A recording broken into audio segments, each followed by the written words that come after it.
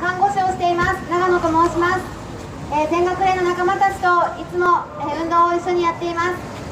今回公安警察が学生運動する日のために学生の中に送り込んできたスパイを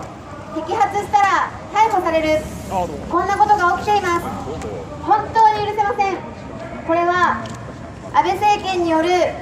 戦争反対、原発反対、この運動を潰していく戦前の治安弾圧そのものです。これは決して皆さんに関係ないことではなくて、この日本で生きている以上皆さんにも本当に関係することなんです。ですから今私たちが配っているビラをぜひ手に取って読んでいただきたいと思います。4名の学生は公安警察の不当な取り調べにも全く屈せずに完全黙秘、不転校を貫いて戦っています。福島大生の樋口翔太郎は学生運動に潜り込んで学生の情報を金で売って享楽に変えていたんです。そのことを学生が務めた樋口翔太郎は自分がやっていたことを認めて公安に情報を売っていたことを認めたんです。本当にスパイを学生の中で摘発した。しかしそのことをもって権力が学生が樋口翔太郎を派遣した、そんな国を持ち上げています。多額の金銭を報酬をもらっていた、本当に許すことができません。こんな明確なしかし学生4名を逮捕したところで学生運動が潰せるのか、そんなはずはありません。4名はどんな弾圧にも取り調べにも負けずに完全黙秘、憲法で警察署の中で戦っています。そして私たちも国壁を越えて地裁前やアローレマ駅の街頭でこの事実を伝えて何千枚ものビラをまいて、先ほど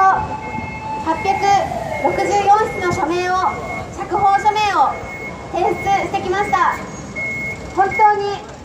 みんながこの弾圧に対して怒っています。それに恐怖した公安警察は樋口がスパイじゃなかったんだと、学生運動をやめると言い出した、いわゆる仲間だったと、そんなことを言い始めているようですけれども、こんなことは絶対に嘘です。なぜならば樋口翔太郎が自分自身がスパイであったことを認めたからです。自分自身が学生運動の中で知り得た情報を警察に売っていたんだと、それで金品を受けていたんだということを認めたからです。今地裁前ではありがとうございます、4人の即時釈放を求める署名をまだまだ集めています。ぜひ東京地裁に関係しているご通行中の皆さん、これは決して全学連だけの問題ではありません。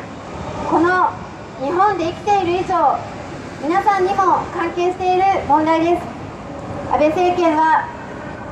戦争推進、原発推進でそれを反対する人々をいろいろな弾圧を持って運動を抑え込もうとしています。今年の6月1日には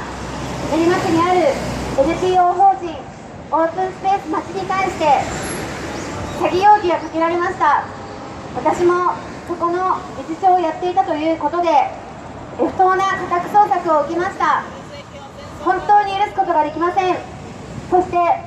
7月27日にはオープンスペース町の2人が詐欺容疑で不当に逮捕されました。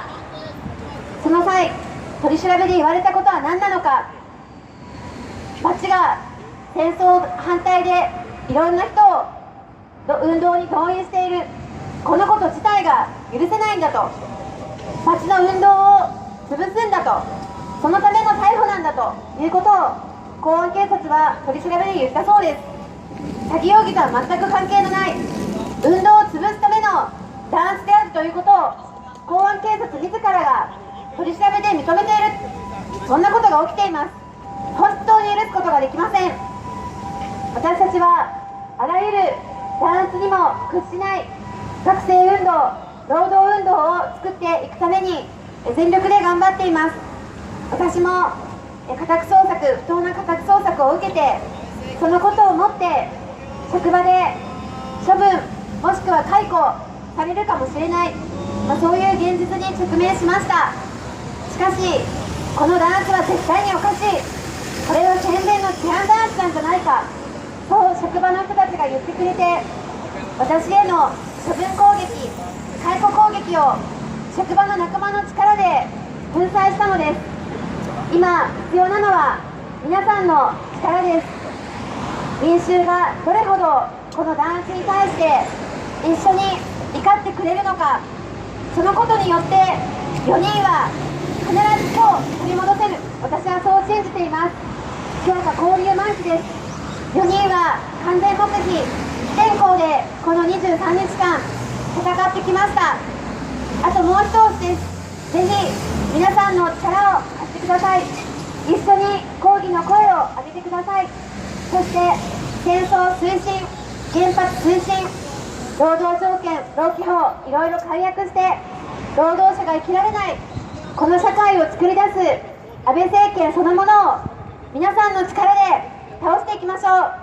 う。一緒に戦っていきましょう。